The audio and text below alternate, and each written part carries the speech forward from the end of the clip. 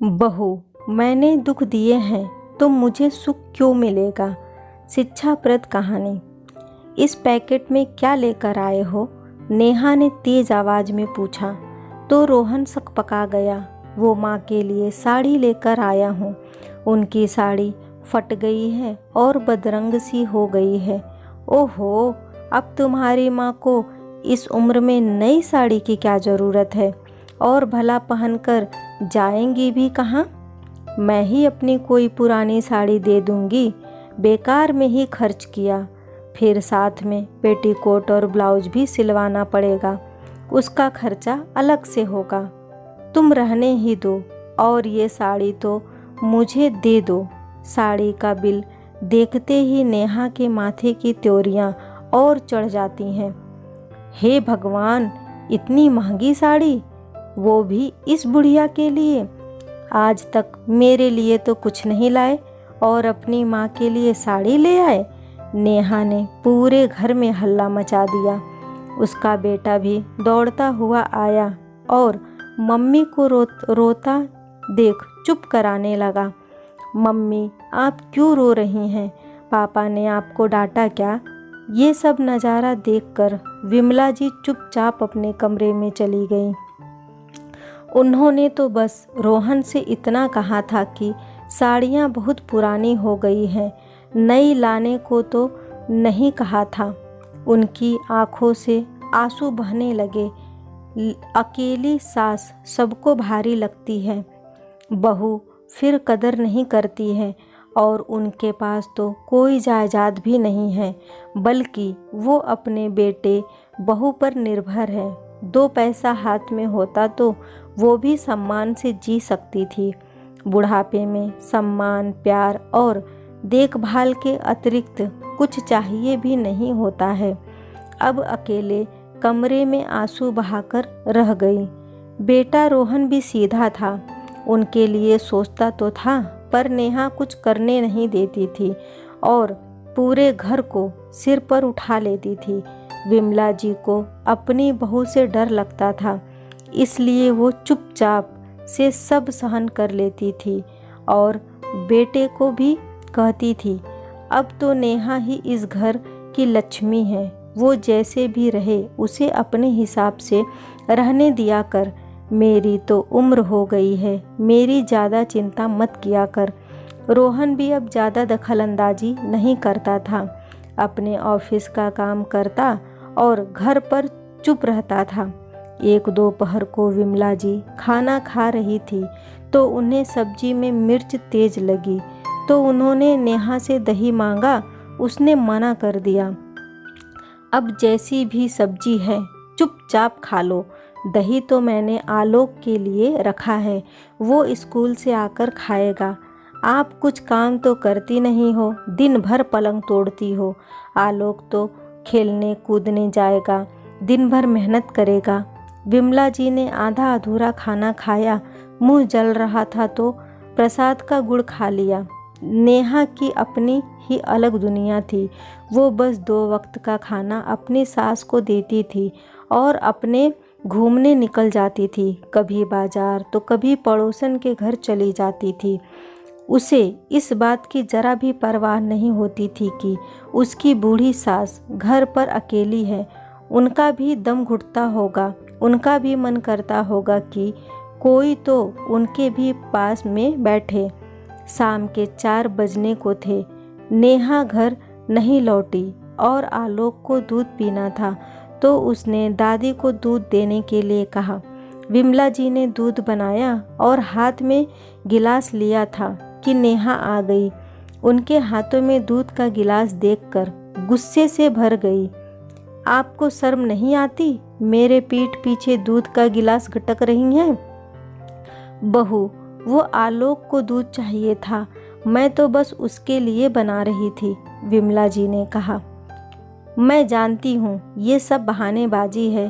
थोड़ा दूध आलोक को दे रही हैं और बाकी का गिलास भरकर आपने पी लिया होगा। ये तो बच्चा है, इसे क्या पता। ये तो टीवी देखने में मस्त हो रहा है। मेरी रसोई में पाँव रखने की आपकी हिम्मत कैसे हुई? अपने ऊपर चोरी का इल्ज़ाम विमला जी सहन नहीं कर सकी और उन्होंने बिस्तर पकड़ लिया। वो बीमार रहने लगी। ऐसी बीमारी में भी बहू कमरे में नहीं आती, बस रोहन उनका खाना लेकर आ जाता था। वो ही इलाज करवा रहा था और माँ की पूरी देखभाल कर रहा था। उसने एक नर्स भी सेवा के लिए रख दी थी। एक दिन नर्स ने सुबह की जगह शाम को आने को कहा। रोहन भी ऑफिस चला गया था तो विमला जी को प्यास लग रही थी। दवाइयाँ लेने से उनका गला सूख गया था। नेहा कमरे के बाहर से ही बोली, मैं तो अंदर आऊँगी नहीं क्योंकि आपका कमरा सड़ता है। आप तो बिस्तर पर ही सब कुछ कर देती हैं। अभी 2 घंटे बाद आलोक स्कूल से आएगा, तब पानी भिजवा दूंगी। और अब मुझे बार बार आवाज़ लगाकर परेशान मत करना, मैं टीवी देख रही हूँ। और वो चली गई। अपनी बहू के मुंह से ऐसे कड़वे बोल सुनकर उनकी आंखों के कोरे गीले हो गए। उन्होंने अचानक से आंखें मूंद ली। दोपहर को आलोक कमरे में पानी रखकर आ गया। वो पानी ऐसे ही रखा रहा। शाम को जब नर्स आई तो उसने नोटिस किया कि कोई हलचल नहीं हो रही है, तो उन्होंने नेहा को डॉक्टर बुलाने को कहा। डॉक्टर ने चेक करके बताया कि इनकी सांसें थम चुकी हैं। 4 घंटे से अधिक समय हो गया है। नेहा ने समाज और रिश्तेदारों को दिखाने के लिए 2 आंसू बहाए। वो बहुत खुश थी। आखिर उसे अपनी सास से मुक्ति मिल गई। जाने कब तक वो मुझे और परेशान करती। विमला जी को गए हुए 15 दिन हो गए थे। जीवन पहले की तरह हो गया।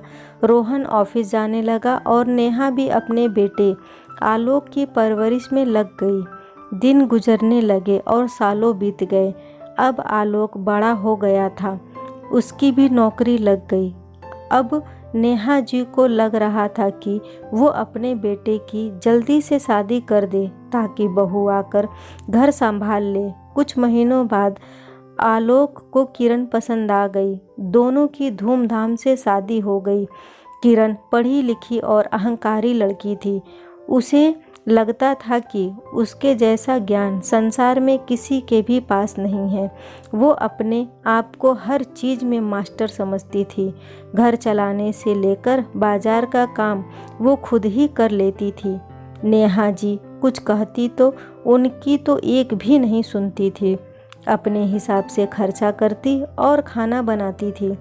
अब नेहा जी से ये सब बर्दाश्त नहीं हो रहा था। वो मन ही मन कूड़ती रहती थी क्योंकि जिस तरह रोहन विमला जी के पक्ष में कुछ नहीं बोल पाता था, वैसे ही आलोक भी अपनी पत्नी किरण के आगे चुप ही रहता था। शायद ये सब उसने अपने पापा को देखकर ही सीखा था। दिन ऐसे ही बीतते रहे थे। अब किरण 2 बच्चों की माँ बन गई थी और रोहन जी इस दुनिया को छोड़कर जा चुके थे। अब नेहा जी अकेले रह गई थी। कल जहाँ उनकी सास खड़ी थी, उसी जगह वो आज खड़ी हुई हैं। घर में बेटा है, बहू है, पोते पोती हैं, पर किसी के पास उनसे बात करने का समय नहीं है। एक दिन किरण बच्चों के लिए आइसक्रीम लाई तो उनका भी मन मचल गया। उन्होंने किरण को आइसक्रीम देने को कहा तो वो गुस्सा हो गई। आपको 2 वक्त का खाना मिलता तो है, क्या उससे पेट नहीं भरता? अब बच्चों के लिए आइसक्रीम लाई हूँ। इनकी तो खाने पीने की उम्र है, बाहर खेलेंगे कूदने जाते हैं। आप तो दिन भर घर पर ही रहती हो, आपको आइसक्रीम बैठे बैठे पचेगी नहीं। ये शब्द सुनते ही नेहा जी की आंखें भर आई। उन्होंने भी तो अपनी सास विमला जी से यही शब्द कहे थे, पर उस समय जरा भी नहीं सोचा था कि उनका दिल कितना दुखा होगा, उन्हें कितना बुरा लगा होगा। आज उन्हें अपनी सास का दर्द दिल से महसूस हो रहा था।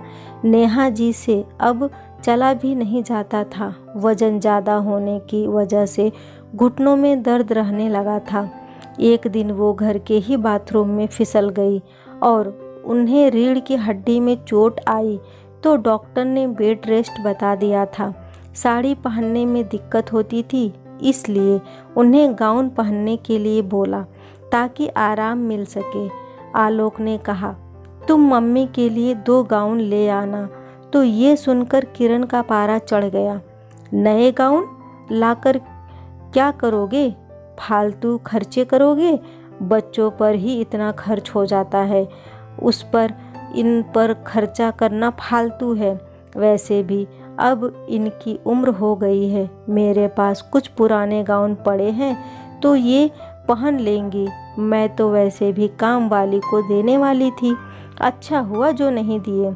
नेहा जी के कानों में ये बात गई तो उनके रोंगटे खड़े हो गए। जब वो अपनी सास के लिए ये सब कह सकती हैं तो मेरी बहू भी तो मेरे लिए कह सकती है।